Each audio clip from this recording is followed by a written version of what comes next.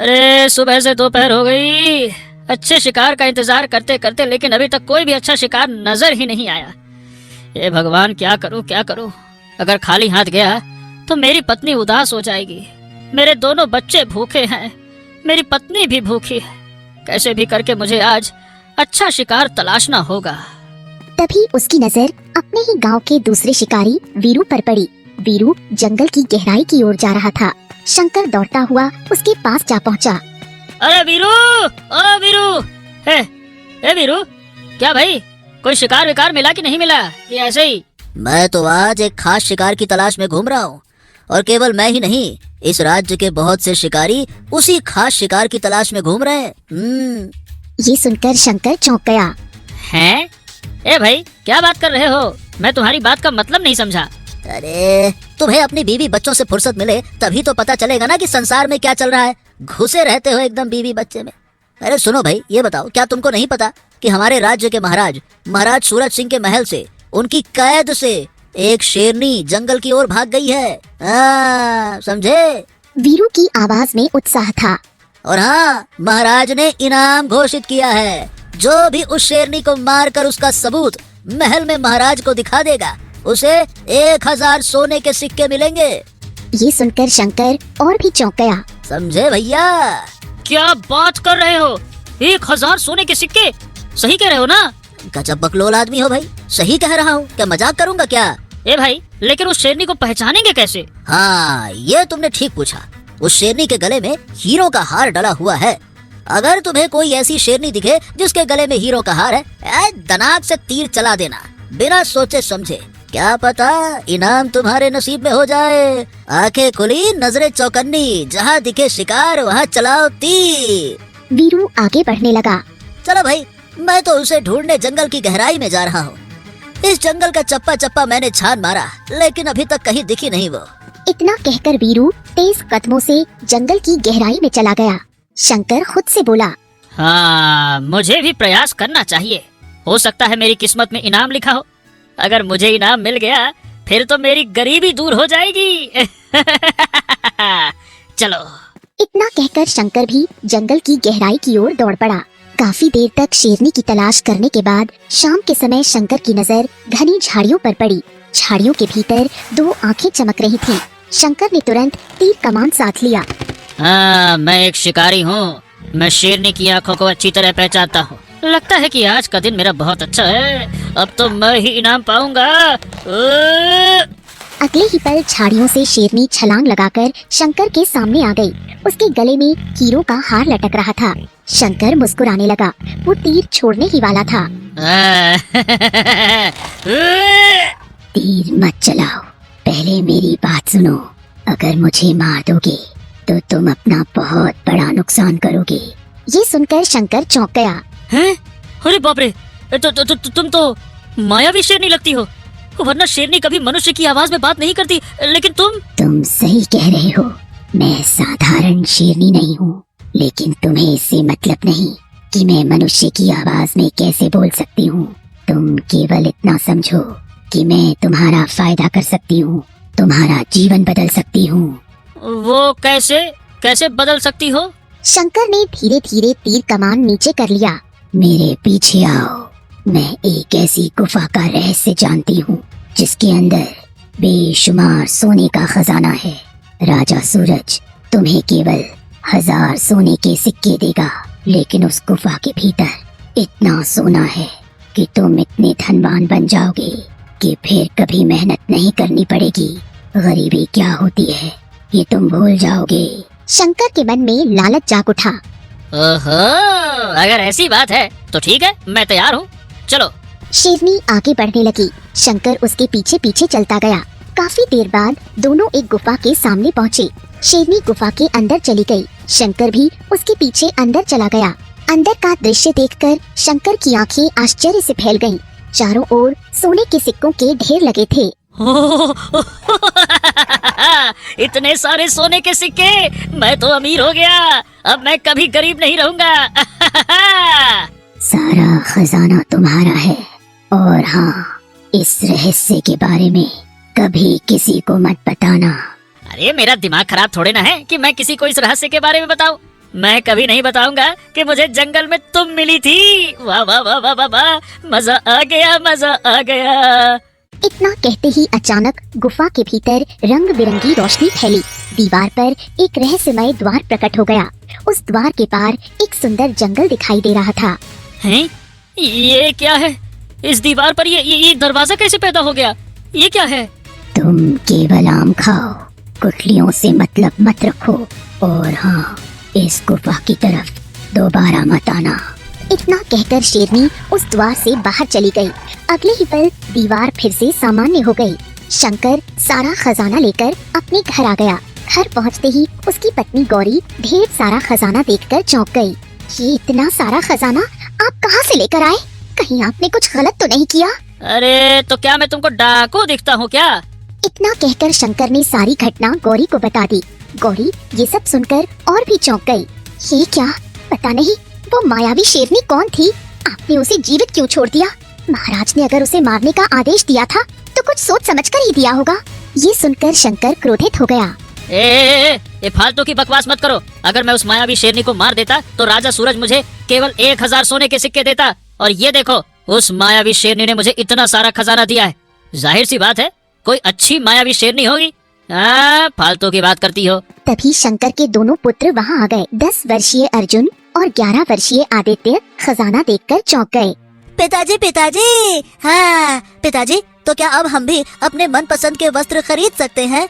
क्या हम भी अपने मनपसंद का खाना खा सकते हैं क्या? अरे मेरे बच्चों, जितना मनपसंद का खाना खाना चाहते हो खा सकते हो। जो भी कपड़े पहनना चाहते हो पहन सकते हो। अब हम धनवान हो चुके हैं। ये ये सुनकर दोनों बच्चे खुशी से उछल पड़े। कुछ ही दिनों में शंकर गांव का सबसे धनवान व्यक्ति बन गया। उसकी टूटी फूटी झोपड़ी की जगह एक आलीशान हवेली खड़ी हो गई। हवेली में नौकर चाकर और हर तरह की सुख सुविधाएं मौजूद थीं। इधर दूसरी ओर राजा सूरज अपने राज दरबार में चिंतित अवस्था में बैठा था। तभी मंत्री वहां पहुंचा। महाराज, सारे शिकारी जंगल से लौट आए हैं, लेकिन वो शेरनी कहीं नहीं मिली। हमने राज्य में ऐलान भी करवा दिया था कि जो भी उसे मार कर लाएगा उसे 1000 सोने के सिक्के दिए जाएंगे, लेकिन अभी तक कोई आया नहीं महाराज। ये सुनकर राजा सूरज और अधिक चिंतित हो गया। तो आखिरकार वो शेरनी गई तो गई कहाँ? जमीन में समा गई या आसमान में उड़ गई? कहाँ चली गई वो? तभी राजगुरु वहाँ आए। महाराज, उसका पकड़ा जाना बहुत ही जरूरी है। राजा सूरज राजगुरु की बात सुनकर झुंझला उठा। हाँ, तो आप ही बताइए हम क्या कर सकते हैं? मंत्री बता रहे हैं कि जंगल का कोना कोना छान मारा गया है, लेकिन वो कहीं नहीं मिली। तो अब हम करें तो करें क्या? आप अच्छी तरह से जानते हैं महाराज, अगर वो शेरनी नहीं मिली तो हमें उसका क्या परिणाम भुगतना पड़ सकता है, आप बेहतर समझते हैं। इतना कहकर राजगुरु वहाँ से चला गया। राजा सूरज गहरी सोच में डूब गया। समय यूं ही बीतता चला गया। देखते ही देखते 20 वर्ष बीत गए। शंकर के दोनों पुत्र अर्जुन और आदित्य जवान हो चुके थे और शंकर अब बूढ़ा हो चुका था। शंकर अपनी हवेली में बैठा हुआ था। तभी गौरी वहाँ आई। अजी, आप यहाँ बैठे हैं, क्या आपको याद नहीं कि आज आपको चौपाल पर जाना है? अरे हाँ, मैं तो भूल ही गया था। गांव में लकड़हारे और शिकारी रहस्यमयी परिस्थितियों में गायब हो रहे हैं। कुछ की लाशें भी जंगल में मिली हैं। इसी बात पर मुखिया जी ने मुझे बुलाया तो है। चलो मैं निकलता हूँ। इतना कहकर शंकर चौपाल की ओर निकल पड़ा। गांव की चौपाल पर मुखिया और कई गांव वाले बैठे थे। देखो शंकर, तुम जानते हो कि पिछले कुछ दिनों से हमारे गांव के सुखिया भीम और रतन जंगल में रहस्यमयी स्थिति में गायब हो गए। सुखिया की लाश तो बड़ी ही विचित्र हालत में मिली है। तभी एक गांव का व्यक्ति उठ खड़ा हुआ। मुखिया जी, हमारे गांव के लोग तो अभी कुछ दिनों से गायब हो रहे हैं, लेकिन जंगल में यात्रियों की लाशें न जाने कब से मिल रही हैं। ऐसा लगता है जैसे कोई उनका खून चूस रहा है। अंतर सिर्फ इतना है कि जब हमारे गांव पर आफत आई तो आप चर्चा कर रहे हैं, और जब यात्रियों की लाशें मिल रही थी तब आप आंखें बंद करके चिमा के बैठे हुए थे। मुखिया ने नीची नजर कर ली। उसकी आवाज में पछतावा साफ झलक रहा था। देखो, मैं तुम्हारी बात से सहमत हूँ और मैं अपनी गलती स्वीकार करता हूँ।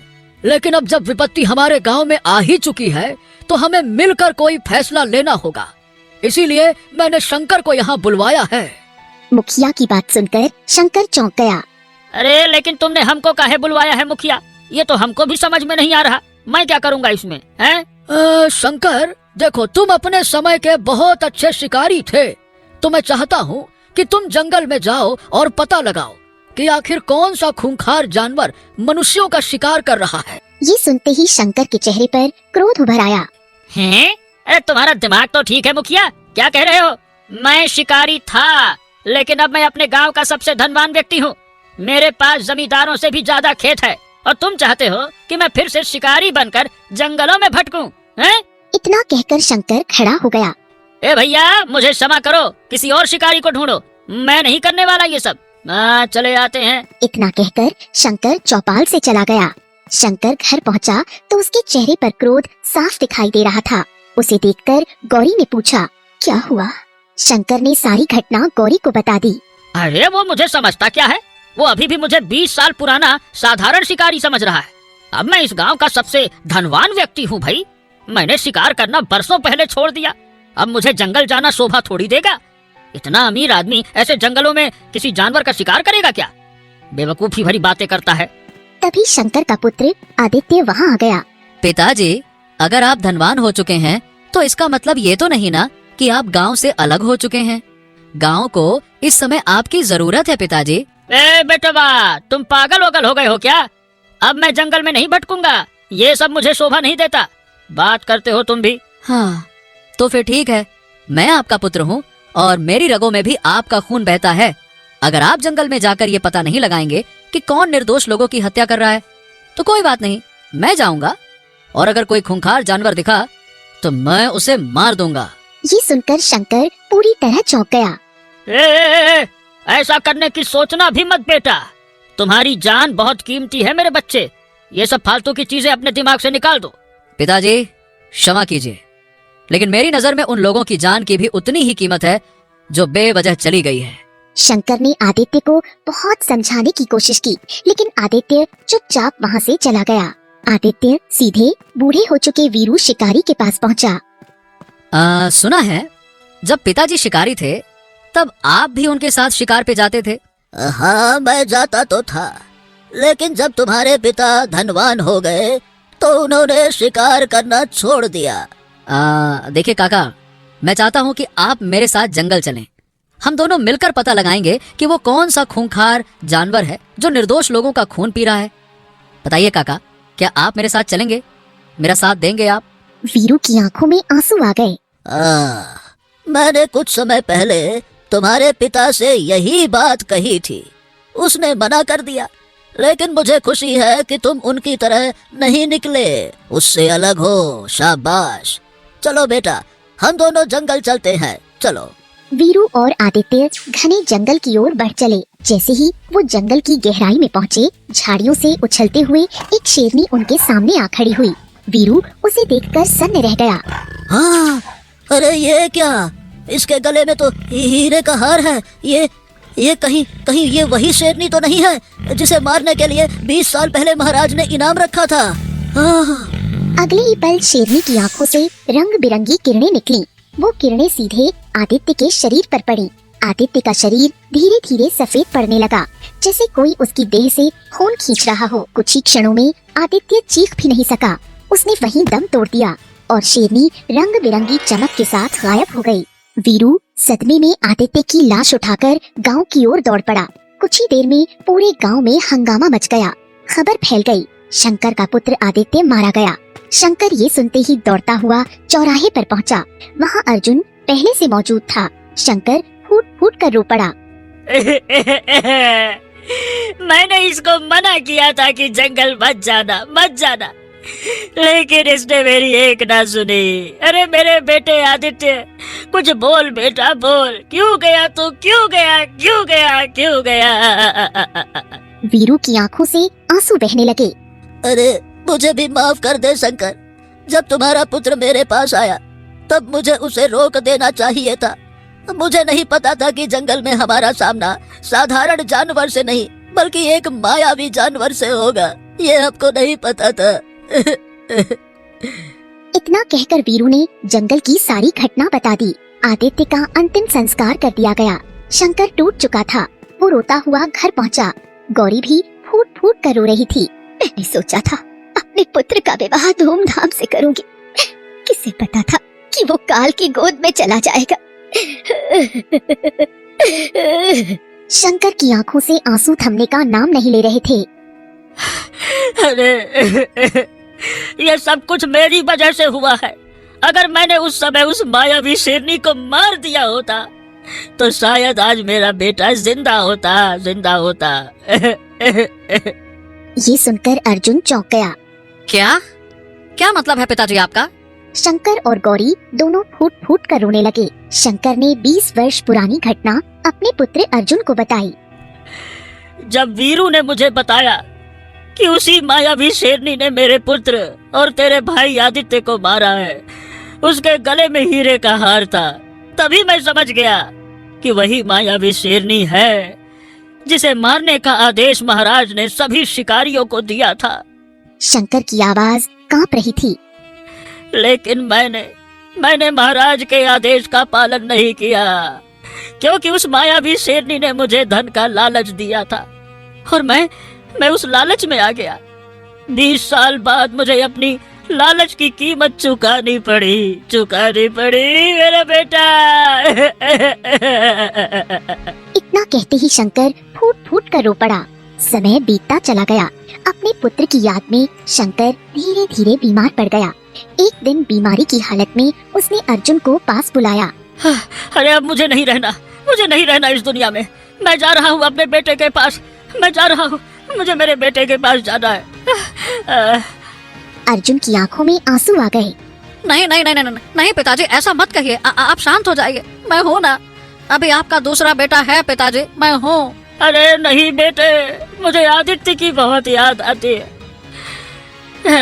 देखो अर्जुन, मैं जानता हूँ कि तुम मुझसे ज्यादा बहादुर हो और समझदार हो। शंकर ने कांपते हाथों से अर्जुन का हाथ पकड़ा। मेरे जाने के बाद तुम उस मायावी शेरनी को ढूंढना और उसे मार देना उसको, ताकि वो निर्दोष लोगों की जान ना ले सके। जितने भी निर्दोष जाने गई हैं, उन सब का जिम्मेदार मैं हूँ। सिर्फ मैं। अर्जुन की आंखों से आंसू बहते रहे। कुछ दिनों बाद शंकर ने संसार छोड़ दिया। गांव में शोक छा गया। शंकर के जाने के बाद अर्जुन सीधे राज्य की ओर निकल पड़ा। राजमहल में राजा सूरज अपने मंत्री और राजगुरु के साथ बैठा हुआ था। अर्जुन को देखकर राजा सूरज चौंक गया। कौन हो तुम? महाराज, मेरा नाम अर्जुन है। अर्जुन ने पूरी घटना राजा सूरज को बता दी। ये सुनकर राजा सूरज स्तब्ध रह गया। क्या तुम्हारे पिता थे? ओह, उन्होंने इतनी बड़ी गलती कर दी। मैं तो यही समझ रहा था कि उस मायावी शेरनी को कोई शिकारी पकड़ ही नहीं पाया। और अर्जुन की आंखों से आंसू बहने लगे। लेकिन मेरे पिताजी ने इसकी बहुत बड़ी कीमत चुकाई है महाराज। मेरा भाई उस शेरनी के हाथों मारा गया। मैं उस शेरनी को अब मार के रहूंगा। मैं उसे छोड़ूंगा नहीं। अर्जुन की आवाज में आग थी। मैं आपके पास ये जानने आया हूँ कि आखिर उस मायावी शेरनी का रहस्य क्या है। आपने उसे मारने का आदेश क्यों दिया था? आखिर वो है कौन? राजा सूरज अर्जुन को गहरी नजर से देखने लगा। मैं तुम्हें सब कुछ बताऊंगा, तुमसे कुछ भी नहीं छुपाऊंगा। राजा सूरज ने गहरी सांस ली। दरअसल वो मायावी शेरनी कोई और नहीं बल्कि हमारी पत्नी है। ये सुनकर अर्जुन पूरी तरह चौंक गया। क्या? आपकी पत्नी मायावी शेरनी? ये कैसे हो सकता है? ऐसा ही है। ये घटना 20 वर्ष पुरानी है। 20 वर्ष पहले की बात है। हम जंगल में शिकार कर रहे थे। शिकार के दौरान हम गंभीर रूप से घायल हो गए। कुछ समय बाद जब हमारी आंख खुली तो हमने खुद को एक झोपड़ी में पाया और एक सुंदर स्त्री हमारा इलाज कर रही थी। उस स्त्री ने बताया कि वो जंगल में रहती है। हम तो बस उसे देखते ही उसकी सुंदरता में खो गए। कुछ समय बाद हमने उससे विवाह कर लिया और उसे महल लेकर आ गए। लेकिन जिस दिन हम उसे महल लेकर आए उसी दिन से महल में अजीब अजीब घटनाएं होने लगी। नौकरों और दासियों की लाशें रहस्यमयी तरीके से यहाँ वहाँ मिलने लगी। राजा सूरज चिंतित अवस्था में बैठा था। तभी वहाँ राजगुरु आए। महाराज, महल में नौकरों और दासियों की लाश मिलना बहुत गंभीर विषय है। उनके शरीर देखकर लगता है जैसे किसी खूंखार जानवर ने उनका खून पी लिया हो। मैं जानता हूँ राजगुरु, हमने कई गुप्तचर लगाए लेकिन अभी तक कोई सफलता नहीं मिली। क्षमा कीजिएगा महाराज, लेकिन हाँ, मुझे किसी और पर ही शक है, लेकिन मुझे डर है कि उसका नाम बताने पर आप कहीं बुरा ना मान जाएं। निसंकोच बताओ राजगुरु, कौन है वो, बोलो। राजगुरु ने धीमी आवाज में कहा। महाराज, मुझे आपकी पत्नी पर शक है, महारानी पर। राजा सूरज चौंक गया। क्या? जी हाँ, कोई नहीं जानता वो किस खानदान की है, किस कुल की है। आप उसे जंगल से विवाह करके लाए थे और उसके आने के बाद ही महल में ये हत्याएं शुरू हुई। राजा सूरज की आवाज भारी हो गई। मुझे भी उस पर शक तो है। क्या है कि कई बार रात को हमारी नींद खुलती है तो वो हमारे बिस्तर पर नहीं होती है। महाराज, मैं एक तंत्र क्रिया करूंगा। आप आज रात सोइएगा मत, बस सोने का नाटक कीजिएगा। राजा सूरज ने सिर हिला दिया। ठीक है, आज रात हम केवल सोने का नाटक करेंगे। रात के समय राजा सूरज अपने कक्ष में पहुंचा। उसने देखा कि उसकी पत्नी आईने के सामने खड़ी थी। उसने वही हीरे का हार पहन रखा था जो राजा सूरज ने उसे उपहार में दिया था। कैसी लग रही हूँ मैं? आपने मुझे ये हार उपहार में दिया था, सोचा आज रात पहन लूं। आहा, क्या बात है, क्या बात है। आप तो हमेशा की तरह बहुत सुंदर लग रही हैं रानी। लेकिन आज हम थोड़ा थके हुए हैं, इसीलिए जल्दी सोने की इच्छा हो रही है। ठीक है, आप सो जाइए। राजा सूरज बिस्तर पर लेट गया, लेकिन वो सोया नहीं बल्कि सोने का नाटक करने लगा। आधी रात के समय राजा सूरज ने देखा कि उसकी पत्नी आहिस्ता आहिस्ता बिस्तर से उतर रही थी। जैसे ही उसने जमीन पर कदम रखा, रंग बिरंगे प्रकाश में वो शेरनी में परिवर्तित हो गई। ये दृश्य देखकर राजा सूरज बुरी तरह चौंक गया। हे भगवान, हे भगवान, आखिर ये है कौन? ये इंसान तो नहीं हो सकती, जरूर कोई डायन या पिशाचनी होगी। तभी अचानक कक्ष का दरवाजा खुला। राजगुरु भीतर आए। महाराज, ना ये डायन है ना ही पिशाचनी, ये एक राक्षसी है। राजगुरु की आवाज गंभीर थी। ये शेरनी राक्षसी है, मायावी राक्षसी। इसे मनुष्य का रूप बदलने में महारत हासिल है। राजगुरु ने शेरनी की ओर देखा।